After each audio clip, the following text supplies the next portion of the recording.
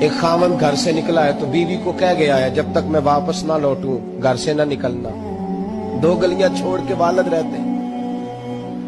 2 گلیاں چھوڑ کے بیوی نبی کریم صلی اللہ علیہ وسلم کی بارگاہ میں پیغام بھیجتی ہے, کہتی ہے خاوند حکم دے گیا تھا میری بغیر اجازت گھر سے نہ نکلنا. اب تو بیوی کہتی ہے میں پڑھی لکھی ہوں. کل میں ایک اسکالر کو سن رہی تھی, وہ کہہ رہا تھا بیوی کے بڑے حقوق ہیں, جو مرضی چاہے کر سکتی ہے, اور اللہ خیر کرے اگر بیوی بی ایڈ کر لے پھر تو معاملہ ہی ختم ہو گیا. وہ کہتی ہے تو مجھے کر فارغ. خاوند جہاد پہ چلا گیا, کسی سفر پہ چلے گئے, کہہ گئے میری اجازت کے بغیر گھر سے نہ نکلنا. والد بیمار ہو گئے. خاتون حضور کی بارگاہ میں پیغام بھیجتی ہے, کہتی ہے یا رسول اللہ خاوند حکم دے گیا تھا گھر سے نہ نکلنا, والد بیمار ہے, کیا حکم ہے؟ نبی پاک نے فرمایا چاہے تو جا سکتی ہے, پر خاوند کی اطاعت کرے گی تو اس کے لیے زیادہ بہتر ہو جائے گا. 2-4 دن کے بعد پھر پیغام بھیجتی ہے, کہتی ہے محبوبہ باپ شدید بیمار ہے, حکم کیا ہے؟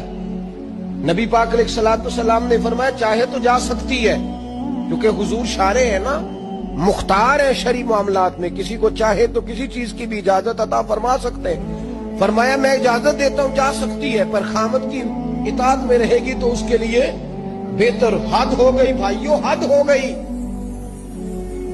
عرض کرتی ہے حضور باپ انتقال کر گیا ہے, باپ انتقال کر گیا, بیٹی ہوں, کیا کروں, رہ نہیں سکتی. حضور نے فرمایا میں اجازت دیتا ہوں چلی جائے, پر خاوند کی فرما برداری کرے گی تو بہتر ہو جائے گا.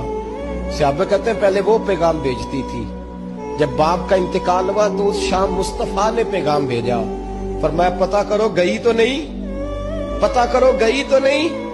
صحابی نے واپس آ کے عرض کی حضور کوئی نہیں گئی.